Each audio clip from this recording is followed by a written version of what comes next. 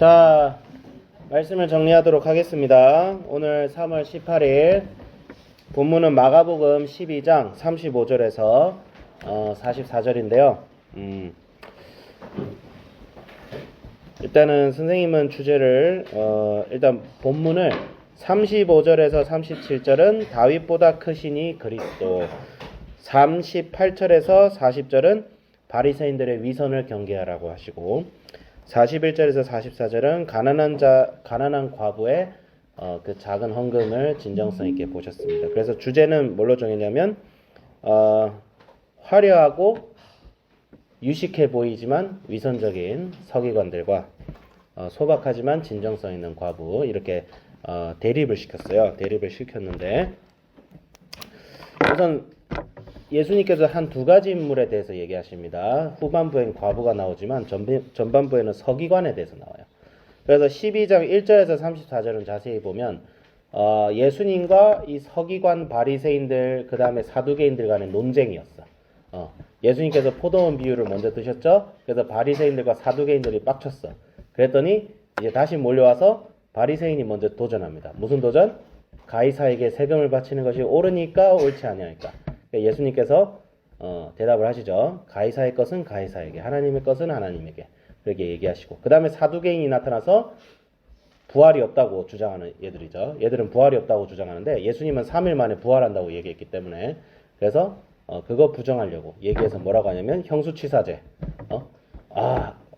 아내는 한 명인데 동생 7명 다 죽었습니다. 나중에 다 부활하면 그러니까 한마디로 부활이 없다는 거야. 부활 엉터리라는 거야. 그러니까 예수님께서 부활한 뒤에는 결혼도 필요 없다.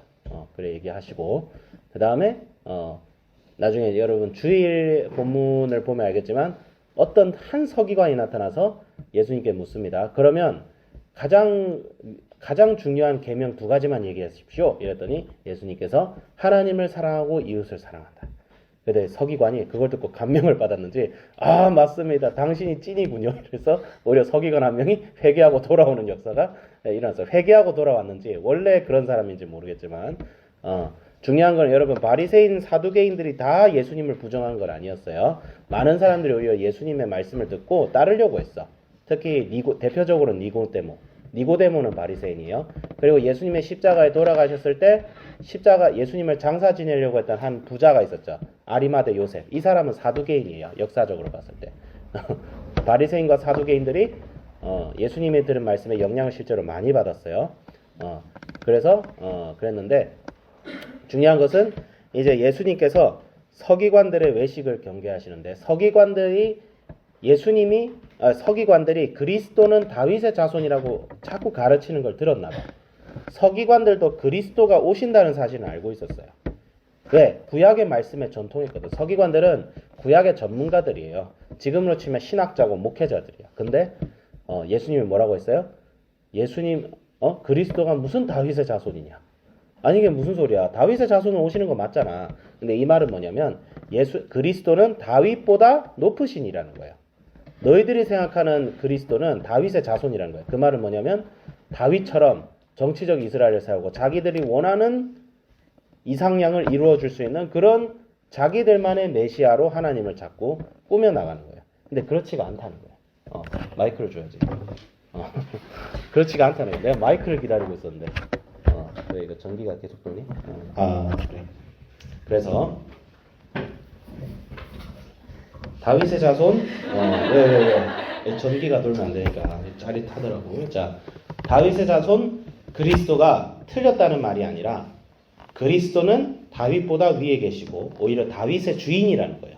그래서 다윗이 시편에서 그리스도를 주라고 했는데, 어떻게 다윗의 자손이냐? 이 말은 뭐냐면 다윗의 자손이 전부가 아니라는 거예요. 그리스도가 다윗의 자손으로서 오시는 것뿐이지 예수님은 다윗보다 높으시니야. 그리고 재미있는 게 서기관이 그 얘기하면서 눈앞에 계신 예수님을 못 알아봐. 이게 얼마나 큰 코미디야. 다윗의 자손 그리스도는 다윗의 자손으로 오실 것입니다. 여러분 하는데 눈앞에 듣고 있는 예수님 못 알아봐. 얼마나 코미디야. 그게 나다 이 자식아. 이렇게 예수님이 그냥 시원하게 좀 얘기를 해주면 좋을 텐데 말을 해도 못 알아들어. 말을 해도 못 알아듣는 거야. 그 다음에 무슨 일이 나죠? 서기관들의 위선을 경계합니다. 그러니까 성경 지식 많고 신학 지식은 많은데 뭐예요? 예수님을 못 알아봐요. 그리고 근데 왜 못 알아볼까? 예수님께 향해야 될 그리스도가 받아야 될 영광을 자기가 독차지하려는 거죠. 시장에 문안받기를 좋아하고 선생님 취급받기를 좋아하고 윗사람 상석에 앉기를 좋아합니다. 네. 이거 참 무서운 거예요. 아니 어떻게 성직자로서 교육을 받은 사람이 이렇게 될 수가 있을까? 그렇죠. 그런데 41절에서 44절에 어떤 한 과부가 있어요. 돈도 없어. 뭐 이 사람이 성경 지식 잘 알까요? 신학 지식 잘 알까요? 몰라.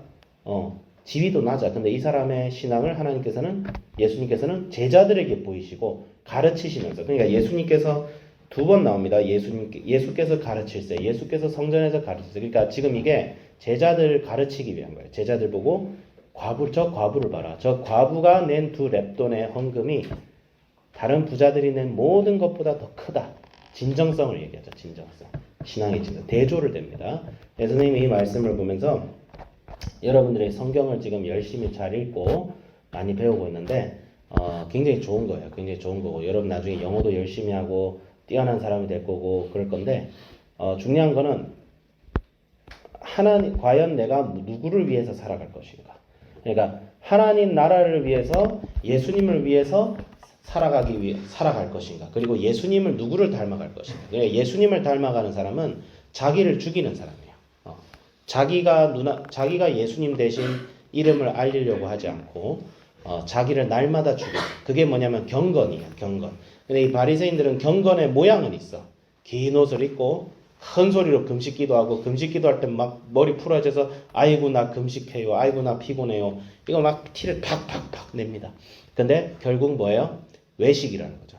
위선이라는 거죠. 위선. 그래서 디모데후서에서 사도 바울이 이런 자들을 가르쳐 경건의 모양은 있으나 경건이 없다. 경건을 자기의 유익으로 삼는 자다. 다른 사람들에게 신앙 좋은 사람으로 보이고 싶어하는 것은 신앙생활을 잘하는 것이 아니라 그것이 바리새인과 사두개인이라는 건데 선생님은 요즘 신학교 다니면서 그걸 느껴요. 성경 지식은 겁나 배우고 신학은 겁나 배우는데 이게 나를 죽여가는 경건의 삶과 비례해서 성장하지 않으면 그 경건하지 못한 만큼 나의 신학적 지식과 성경 지식이 뭐가 되냐면 나의 자아와 에고를 살리기 위한 재료가 되어진다는 걸 발견했어. 이래서 목회자가 타락하는구나.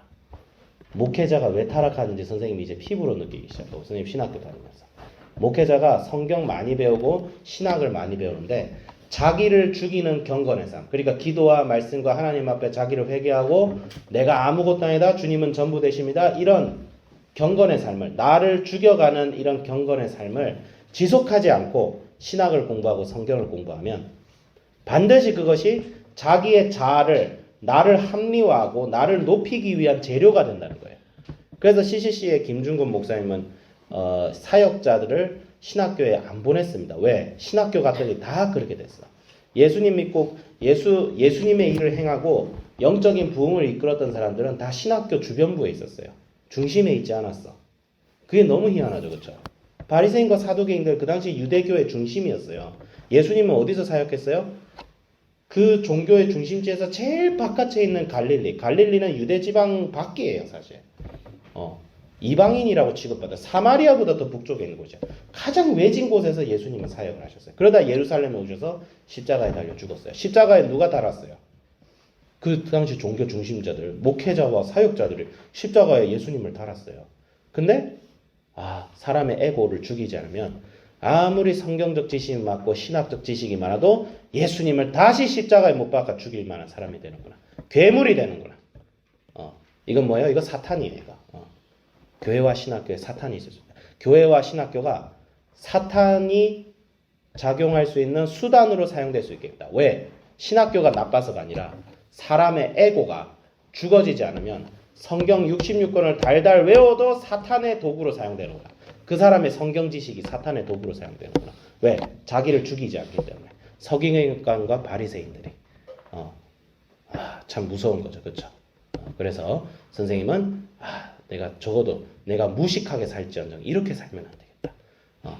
차라리 과부와 같이 내가 성경 지식 좀 모자라고 공부를 잘 못하고 영어가 잘 안 돼도 하나님 앞에 나의 모든 것을 드리고 하나님은 모두이십니다. 나는 아무것도 아닙니다. 그런 마음이 여러분 가장 중요합니다. 알겠죠? 그런 마음을 가져야 돼요. 좀 성경 본문 읽고 좀 이해가 안 돼. 괜찮아. 선생님 나는 좀 잘잘잘 얘기하는데 그거 괜찮아. 그게 중요한 게 아니야. 그거 진짜 안 중요해. 그래서 모태신앙들 제일 조심해야 돼. 그게 모태신앙이고 모태신앙이야. 신앙도 못해. 뭐 그렇다고 말씀도 못 읽어.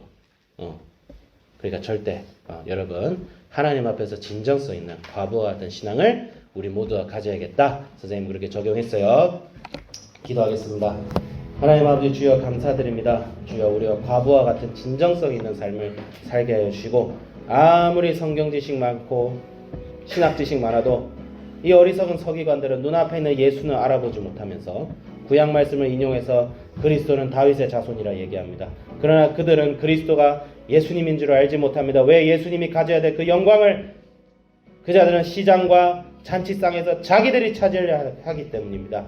주님 이런 괴물이 우리가 되지 않을 수 있도록 우리가 말씀을 항상 묵상하지만 이런 괴물이 되지 않도록 교회의 10년, 20년, 30년 다니는 이 경력이 예수님과 내 사이를 오히려 멀어지게 할 수 있다는 사실을 항상 기억하며 주님 앞에 날마다 나를 죽이게 하여 주시옵소서. 감사드립니다. 우리 주 예수 그리스도의 이름으로 기도드립니다. 아멘.